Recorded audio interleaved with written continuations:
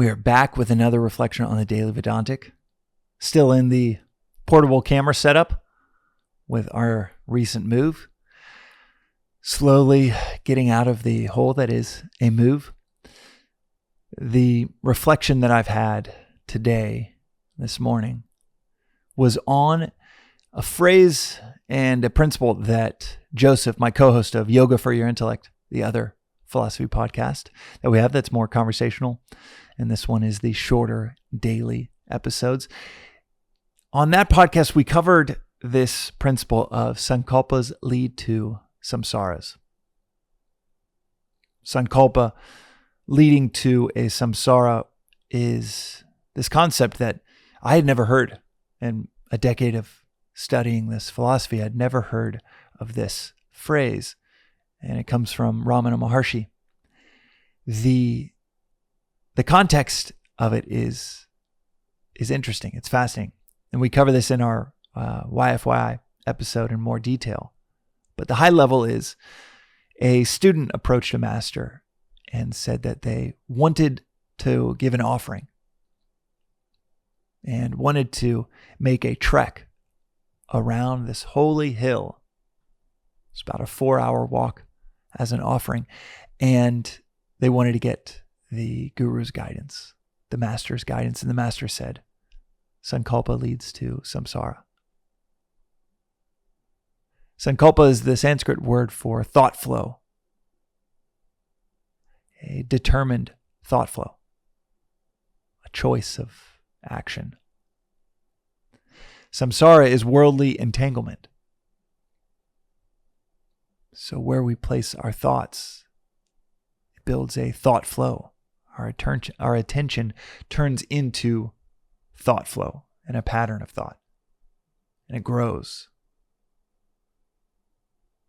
And this principle highlights that the thoughts don't stay thoughts. They become actions.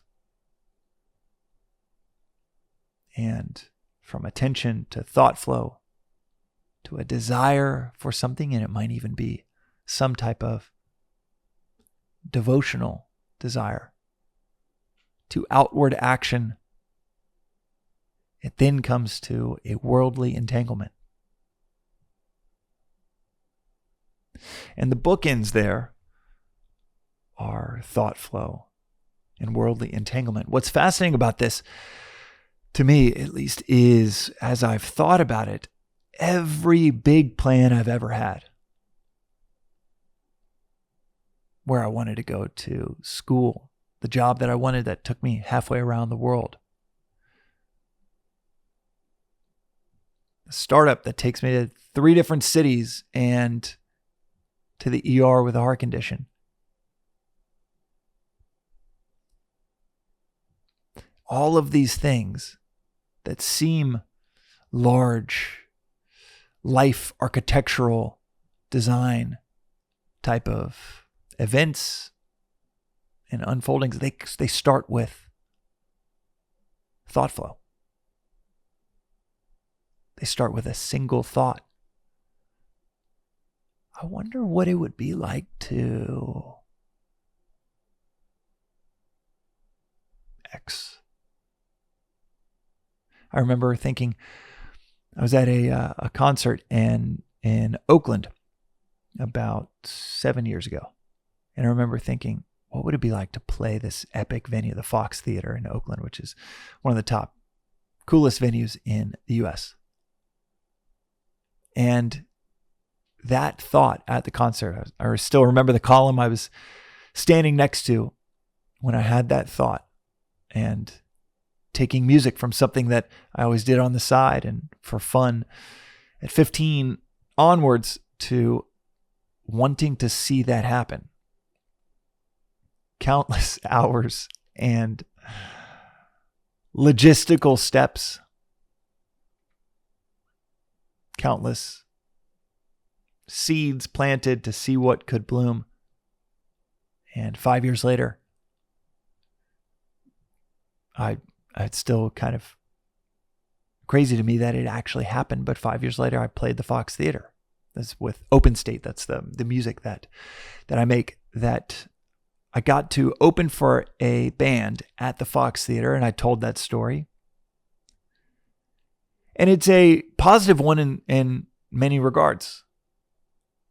I told that story while I was up on stage that it was the lead singer of Rufus Du Sol said, if you have a creativity inside of you that is yearning to come out, and you don't have enough encouragement around you to bring it out, and you're waiting for one last voice telling you, whether it's, I still remember like it was yesterday, whether it is that book, that food truck, that business, that song, whatever it is, let tonight be the reminder that creativity is not meant to stay inside of you, and let this be the voice that tells you that you should bring it forth. When he said that, I was like, dude, am I at church right now? This is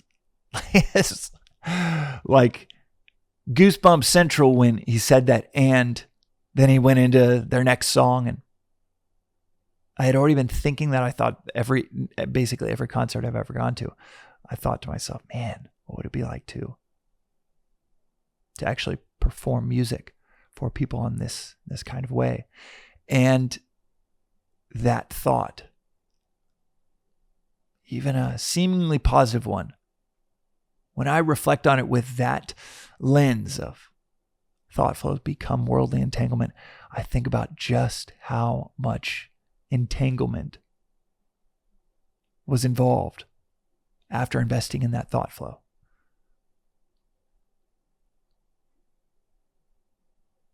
$2,000 or $3,000 hours, 5,000 hours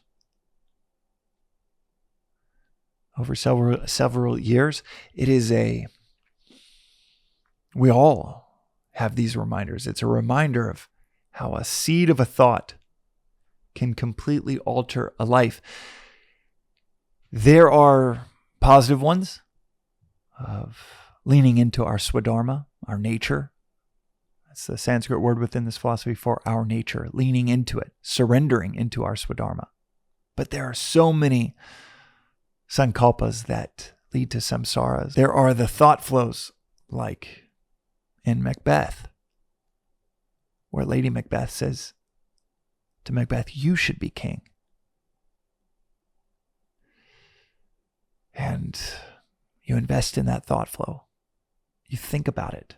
It becomes a desire, turns into action, and then it turns into everybody being dead at the end of that play. That thought of, I should be king. Man, I should be the boss. I wonder what it would be like to be divorced. Oh, wow. If I had that person as my significant other or spouse, I'd get a lot of validation. I proved to myself that I could get someone like that. The selfishness versus the unselfish sankalpas. That entanglement, that price we pay. It's always more than we think. This philosophy, it empowers us to be radically clear with the thought flows that we invest into. Radically aware of tiny seed of a thought that you're like, no, not going to invest into that. Could be the brief swipe of the thumb on a potential purchase that wouldn't serve you or that you can't quite afford. Kill it right then and there when it's a tiny sapling before it becomes an oak tree, an unavoidable entanglement. Mind our thoughts. Mind the mind. And recognize that even the tiniest thought flows can become worlds of entanglement. That is today's reflection on the Daily Vedantic. We'll see you next time.